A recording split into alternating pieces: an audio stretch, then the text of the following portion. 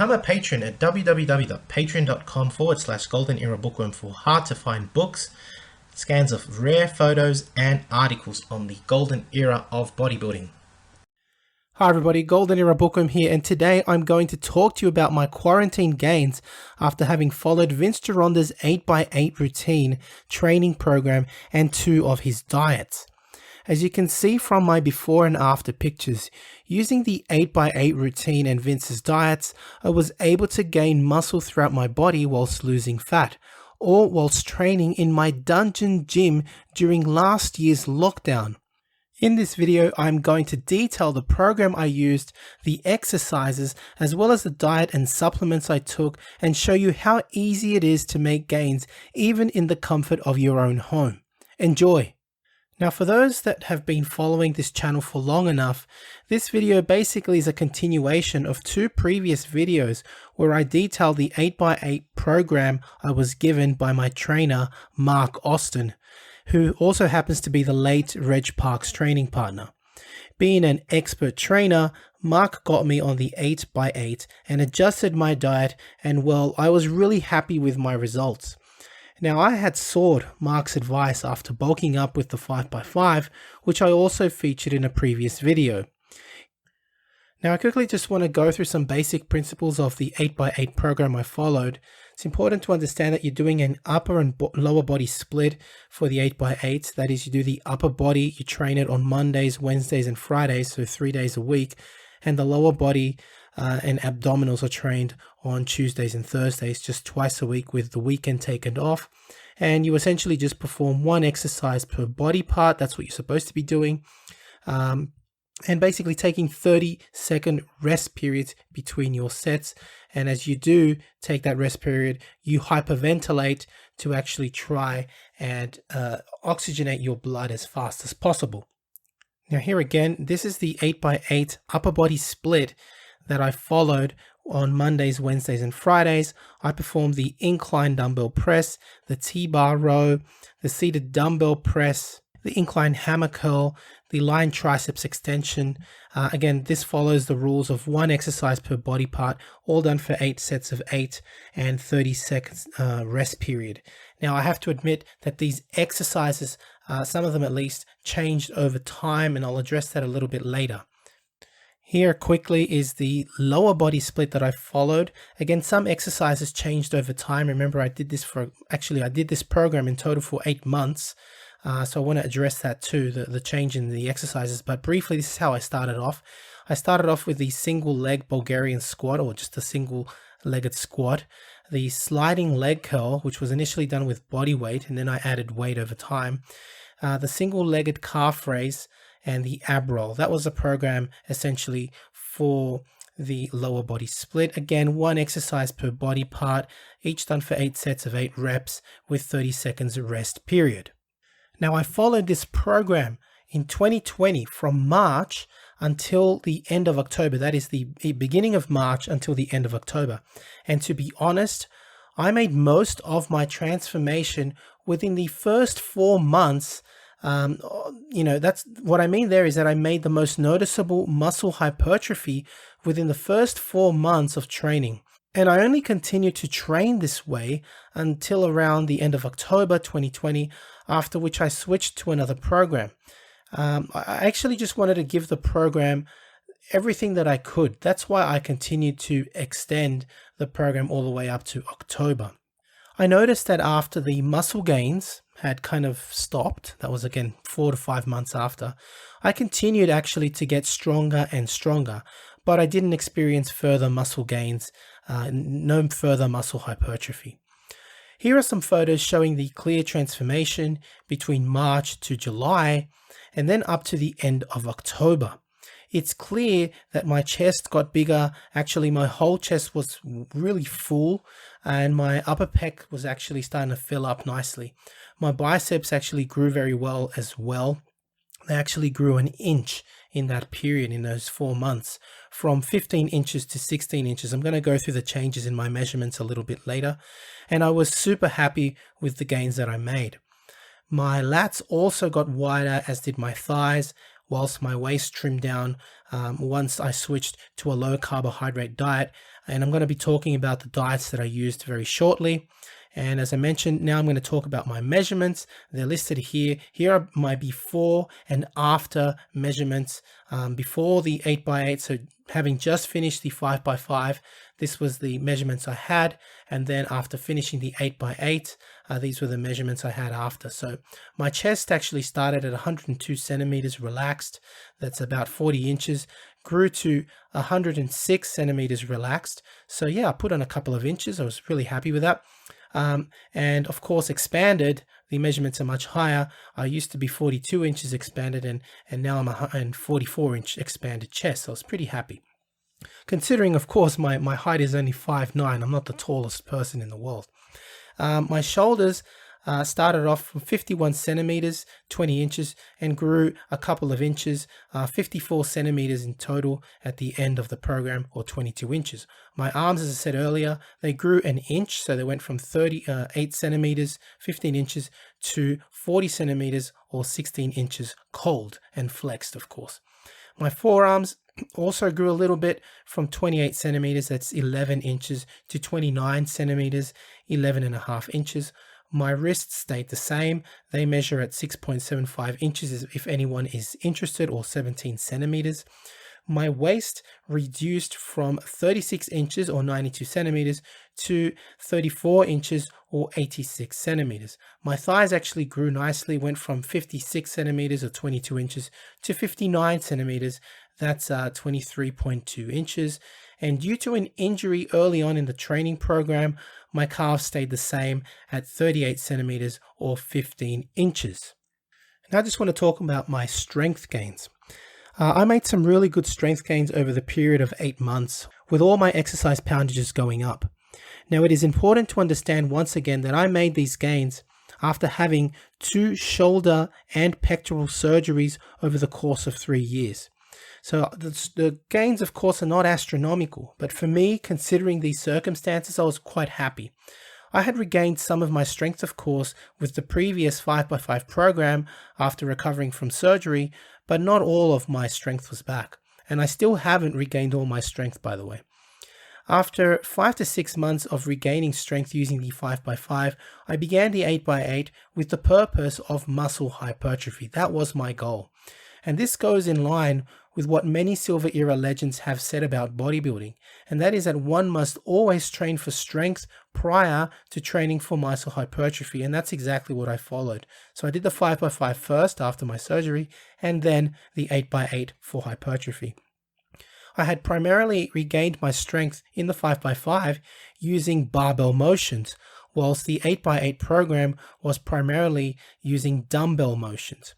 Also of interest is the observation I made, and that is that after an initial, of course, I already mentioned this too, after an initial burst of hypertrophy in the first 4 months on the 8x8 program, I didn't gain more muscle and instead gained strength for about 3 to 4 months after.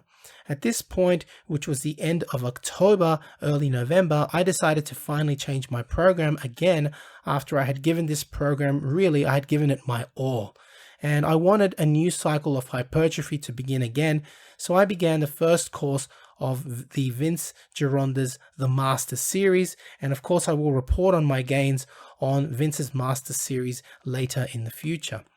So having a look at my upper body pressing strength over the course of the 8x8 program, that is the chest, deltoid, and tricep strength, of course, which are the pressing muscles of the upper body, we can clearly see that I increased proportionately in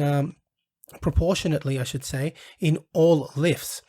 One important thing that I did learn, or confirm, you could say, from pressing strength is that if one wishes to increase their bench pressing strength, the shoulder and tricep strength needs to also be simultaneously and proportionately increased. Studies show that as long as your shoulder strength is around 60 to 70% of your bench press strength, then you are on track for a bigger bench. Mark, my trainer, and I were both actually surprised though at my tricep strength, in that it paralleled or almost equaled my shoulder strength, and it actually basically kept kept on the same path as my shoulder strength. As my shoulder strength went up, my tricep strength went up, and vice versa. As my tricep strength went up, so did my shoulder strength. So Mark thought, actually, my trainer, that this was rather unusual, because typically, he says, at least he has way more experience than me, that the tricep strength should be a little weaker. But perhaps, I don't know, it might be something genetic. I have a structural advantage, God knows, that allows me to have equal strength in my triceps that matches my shoulder strength, which might explain why, for example, in the past, I could easily bench big numbers prior, of course, to my surgeries without much specialized training. Looking at my curling strength now, and yeah, I was also very happy to see my numbers double or more. And as I said earlier, my arms grew an inch within 4 months, but then of course they stayed the same thereafter, although they continued to get stronger. So I am hoping for much more gains in the future.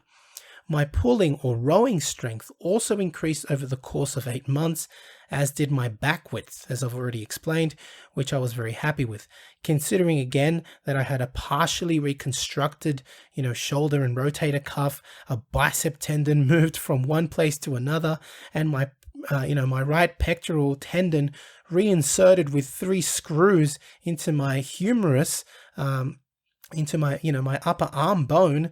I was able to regain normal chinning strength, and I can report that now I am even performing weighted chins. So I am very, very happy with my recovery, with my regain in strength. Finally, looking at my thigh strength, I was able to increase my quadriceps size and strengthen the abductor and adductor muscles through the single-legged squat exercise over the course of 8 months. As well as the size and strength of my hamstrings.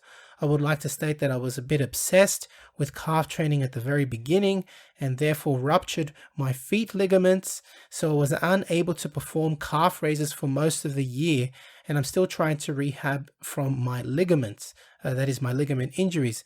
Nevertheless, I didn't care about my torn ligaments in my feet. I still trained. There was not an excuse. I simply just, bandaged up my foot and kept on training. Yes, doing single-legged squats with torn ligaments. That's right. So, it really is up to you. It really has to do a lot with your mind, your willpower, your motivation, your willingness to actually overcome your weaknesses. In my cases, all the surgeries, all the ruptured ligaments and tendons that I've had in the past, it won't stop me. And that's very, very important. Your mind and your ability to focus and concentrate on the task at hand, no matter what obstacle comes in the way, plays a very important part in your success with lifting weights. Now, the changes that I made to my program throughout the 8 months on the 8x8 include changes in my rowing exercises, curling, and thigh curling exercises. Other than that, most exercises, as you can see, stayed the same. The reasons I had in changing some exercises in my program is that it also gave me a little variety, plus it also had to do with injury. And for example, I had initially begun using the T-bar row for the back, but later switched to chins and a variety of rows because I felt that I was able to have better results with progressive resistance training that way. I was actually able to increase the weights better over time than with T-bar rows. I also added the preacher curl mid-year along with hammer curls, especially with hammer curls because I had forgotten to actually add a forearm exercise, and so the hammer curls really served to also hit the brachialis and develop my forearms. And I also decided after the extreme pain of tearing my foot ligaments, I changed, for example, the sliding leg curl to the dumbbell leg curl, which really put no pressure anymore on my torn ligaments. And so these are the changes I made. As you can see, they not only gave me a variety in my exercise program, but they were actually to improve certain parts of the program, more or less tweaking and fine-tuning the program as I went along throughout the year, which is probably adjustments that most of us make normally when we're given a program. We try and fine tune it to us as the program evolves, and we do evolve with it and adapt to it. Now I want to talk about the diet that I used, or the diets that I used based on Vince Gironda's diets, and how they helped me with fat loss as well as of course muscle hypertrophy.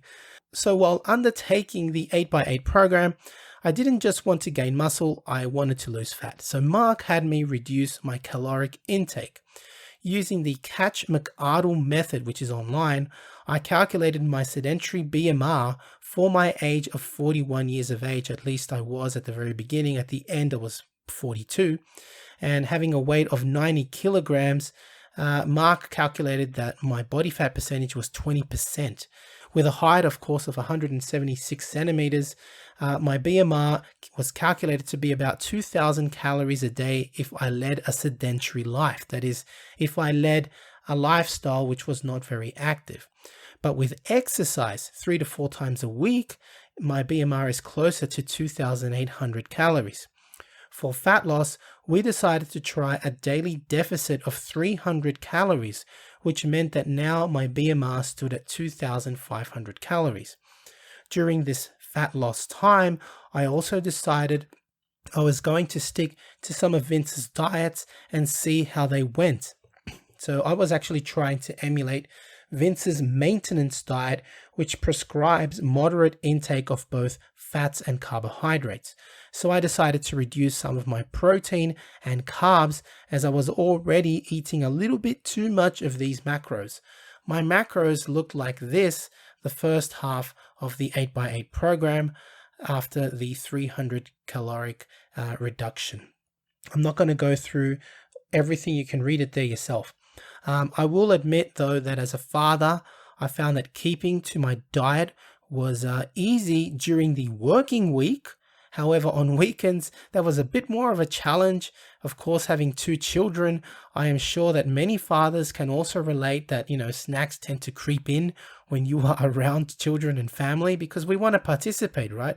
But nevertheless, I stuck to my diet plan pretty well.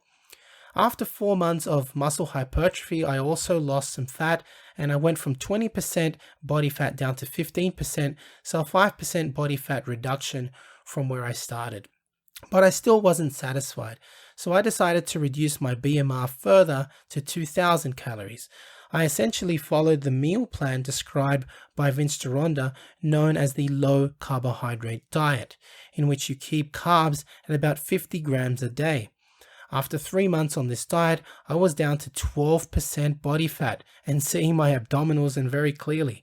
And yeah, I was pretty happy that I could see my 6-pack. However, I was feeling tired and was having trouble sleeping, having some really hard time at night to fall asleep.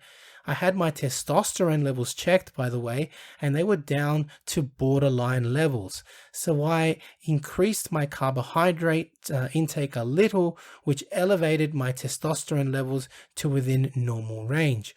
Although the levels are still, I admit, not optimal. That may be because I'm getting older or whatever. I still have to work that out. I will talk more about, of course, Vince's diets and how I adapted them for my fat loss journey in much more detail in another video with a detailed overview of my diet and macros, as well as what I'm trying in regards to optimizing my testosterone levels. I thought, at least for this video, I would simply give a brief overview of my diets in this video and focus more on the program.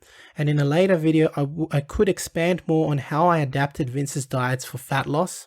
But yeah, for the first 4 months, you can see that my protein intake was 223 grams per day. My carbohydrate intake was about 100 grams a day. And my fat intake was almost 130 grams a day. In the last 3 to 4 months, as I mentioned, I did change my diet plan to Vince's low carbohydrate diet plan, and I actually reduced also my protein intake, my carbohydrate, keeping the fat levels more or less the same. And you can see that I was down to eating protein to only 173 grams, carbs at only 42 grams a day, and 119 grams of fat a day. Of course, I lost a significant amount of fat, but in doing so, as I mentioned earlier, I wasn't really feeling well during the day. I was very sleepy because I wasn't sleeping well. So it did affect my hormone levels, as I showed you before. And yeah, I am going to go through all of this in much more detail. This is just a brief overview, and let's just get back to the video. So now I just want to briefly summarize my body composition results. In summary, my results were as follows. After starting at a weight of 90 kilograms with 20% body fat, that's 18 kilograms of fat, and 80% lean weight at 72 kilograms, I was able to trim down to 86 kilograms total body weight with 12% body fat, that's 10 kilos, and 88% lean body weight of 76 kilos, which equates to a 4 kilo or 9-pound increase in lean body mass over 8 months and an 8-kilogram fat loss in 8 months. So yeah, I mean, considering that I was turning 42 last year and I had recovered from 2 major surgeries with not the best test levels, I thought my gains on the 8x8 program using Vince's diet was not bad for a natural at all. It was okay. I mean, my gains, of course, are nothing astronomical. I'm not going to win any comps or anything like that, but at least I was happy with that. I was happy with what I had been able to achieve under all the circumstances I was in.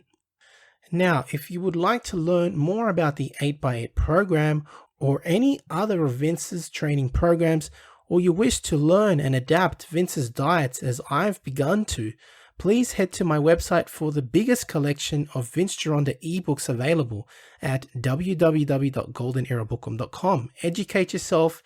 It's the best way to really learn about building your own body. You can't build your body really by following the latest champions' routines. They work for the champion, not for you. So educate yourself, learn, and then adapt. My favorite picks have to be, of all the books of Vince Gironda's, they have to be the Wild Physique and the Masters series, which if I was to package them together, I would actually call it, I would call these two books packaged together the Classic Physique Starters Bundle. That's basically what it is. The Wild Physique teaches you the ABCs, literally, of Vince's principles to bodybuilding, and the Master Series is a wonderful course that teaches you how to apply Vince Gironda's teachings in both his diet and training program. So yeah, I really consider it a wonderful combination. Now, for hard copies of Vince's booklets, please head to www.vincegironda.com, where you will find all of Vince Gironda's booklets re-released by the Vince Gironda Company. That is www.vincegironda.com. So what's next for me? Well, I have now started with the Masters series from Vince Gironda and am currently on course 1, and will report my gains once I feel I have extracted everything I can from the first course. Now, Vince actually recommends that each course be followed for at least a month. Personally, I would rather follow it for 6 months to a year, really to try and just get everything I can from it. I have already noted further progress, so I am excited to see the end product. So I do hope you have enjoyed this video, this very detailed video on the quarantine gains I made in 2020 by using and adapting Vince's 8x8 training program and diets. I gained 4 kilos of muscle, losing 8 kilos of fat. So yeah, I was very happy with my results. If you have enjoyed the video, please give the video a thumbs up, subscribe if you haven't, and leave me your comments. To support the channel, please donate via PayPal, become a patron, or visit my respective websites for merchandise and out-of-print books. That's it from me. This is the Golden Era Bookworm saying bye for now. To support your favorite YouTube channel, please visit teespring.com/stores/Golden Era Bookworm for merchandise including t-shirts, hoodies, face masks, phone cases, and much, much more. Once again at teespring.com/stores/Golden Era Bookworm. And for an entertaining look at the history of bodybuilding's supplement industry, I would highly recommend watching Subs the Movie, which I have collaborated in, available at Amazon Prime and Vimeo.